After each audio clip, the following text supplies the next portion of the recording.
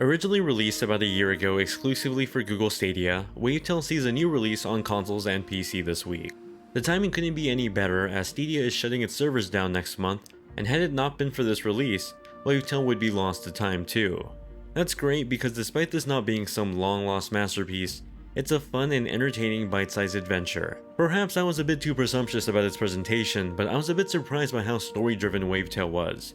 Taking place on a remote island, you play as Sigrid, a young woman who lost her parents at an early age and now lives with her overprotective grandmother. Not much is known from the get-go about what happened to them, other than the emphasis seems to be more on the mom than the dad in this family. Nevertheless, the situation left an impact on the family, as now the grandmother often scolds you for getting too close to the ocean.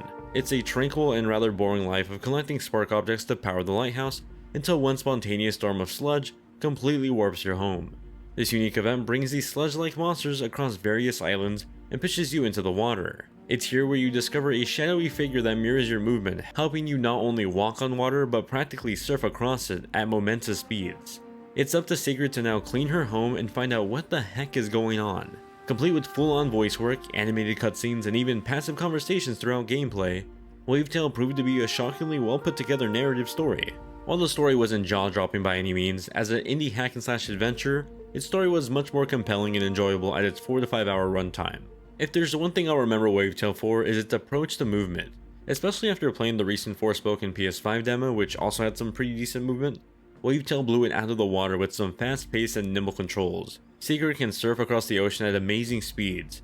With the press of the shoulder button, she's able to quickly grapple into tunnels or high-up places to platform in various directions. It feels incredibly fun to maneuver, and you can tell that a lot of thought was put into designing these systems.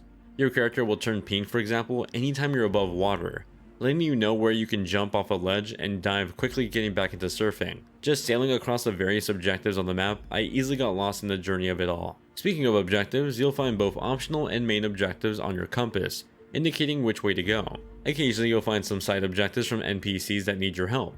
Usually these involve finding something for them or collecting something. The main objectives have you fighting sludge monsters and collecting their sparks. These help power the lighthouse, thus fighting off the rest of the sludge. Fighting the sludge boils down to just some easy hack and slash light attacks that sadly don't evolve beyond that. The combat is by far the lowest point of the gameplay for me.